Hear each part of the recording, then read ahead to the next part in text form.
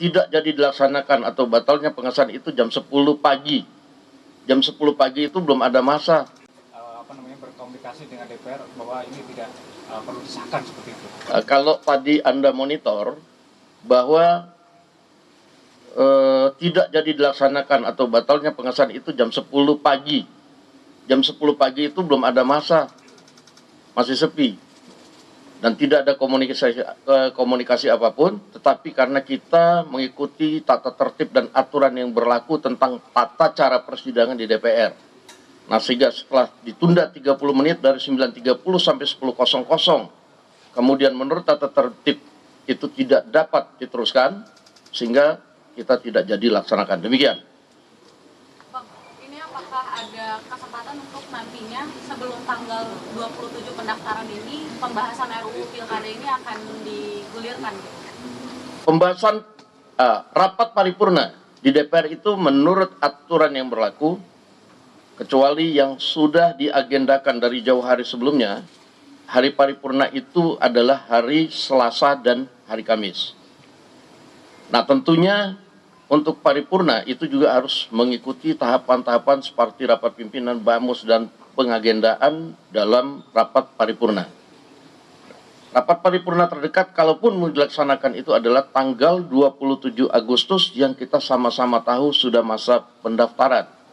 Sehingga kami merasa bahwa lebih baik itu tidak dilaksanakan karena masa pendaftarannya sudah berlaku. Demikian.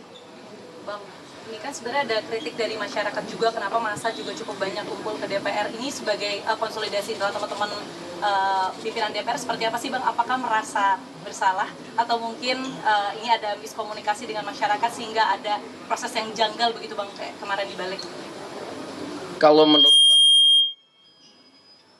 revisi Undang-Undang Pilkada ini tidak datang sekonyong-konyong.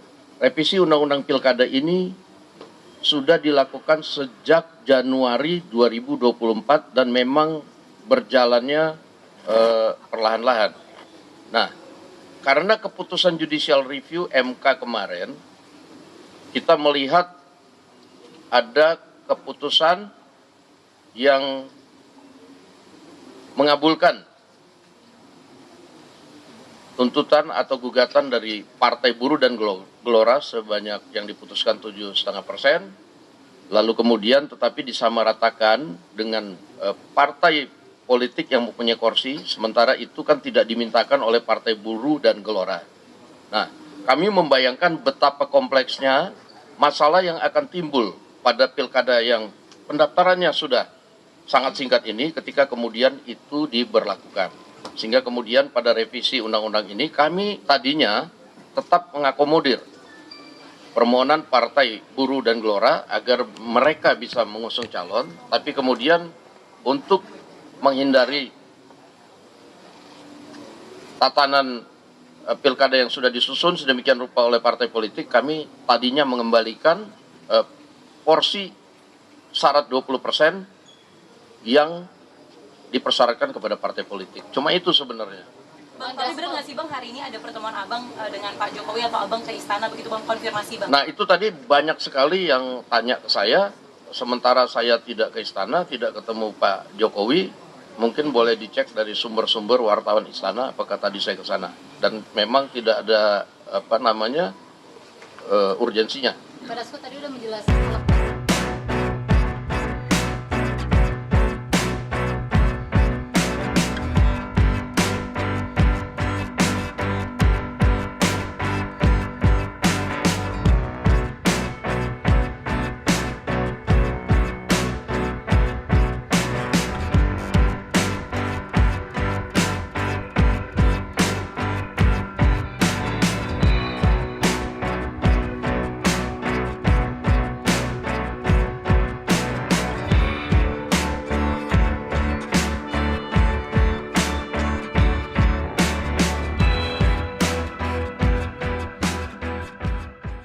Menjunjung tinggi prinsip jurnalisme dalam setiap tayangan terbaiknya.